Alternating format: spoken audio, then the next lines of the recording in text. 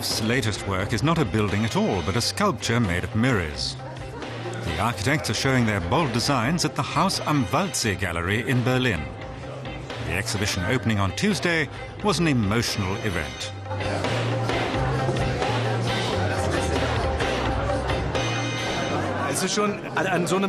It's lovely to show one's work in such a special place, a space for art, in such a beautiful house. We've spent 13 years developing our ideas with our friends. It's dear to our hearts, and now we can put it on display. The response has so far been positive. It all feels extremely good. The boutique Hotel Q in Berlin, which opened in 2004, was an immediate success and won a number of prizes. The bathtubs are next to the beds.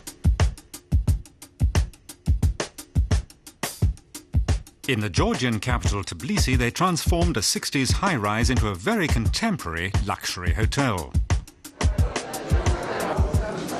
GRAFT relish new and unusual forms. They named this table Phantom.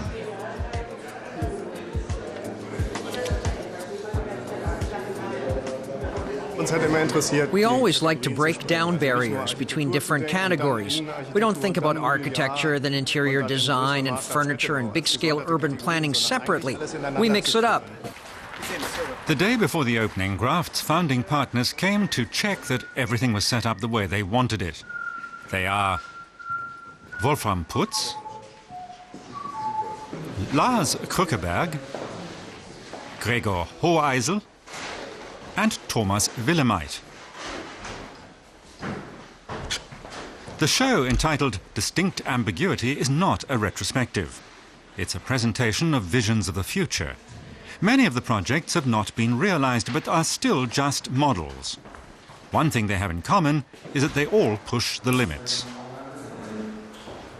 One of our themes is courage. For us, courage is about getting involved in society, finding new directions to go in, not just providing the typical services an architect usually offers.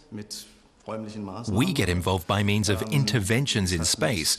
It has to do with ambiguity, hence the title of the exhibition. But it also has to do with sustainability. We call that theme happiness, because sustainability and not luck should lead us to what we want, which is happiness. GRAFT also want to make people happy in New Orleans. In cooperation with Hollywood star Brad Pitt, they've been rebuilding a neighborhood devastated by flooding caused by Hurricane Katrina in 2005. It's called the Pink Project, where they first set up 150 tents to house some of those made homeless, and then replaced those tents with solid houses. About 90 have been built so far. That's not our only pro bono project. We're building a children's hospital in Ethiopia, and we're planning a camp for children in Germany. We're not charging any fee. After 5 or 6 years, our company was doing very well, and we decided we wanted to give something back to society through our work.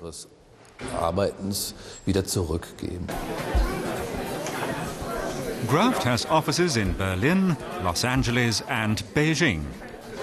The exhibition reveals the great variety of their work.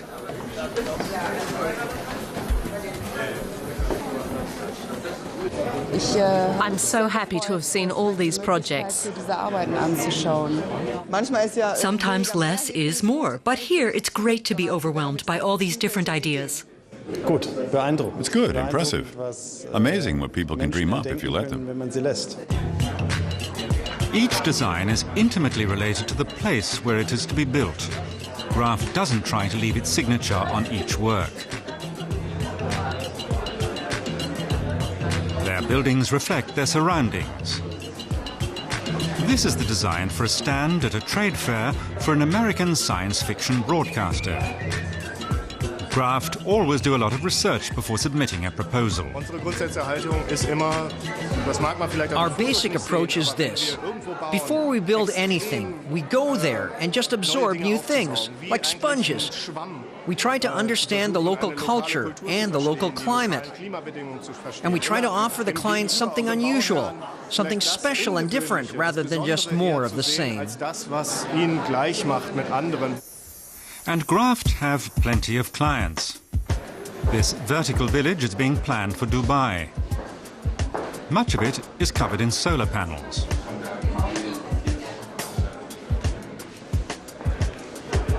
This zero-energy home is being built in the Malaysian capital, Kuala Lumpur. Solar energy will provide light, and the sea breeze will cool it.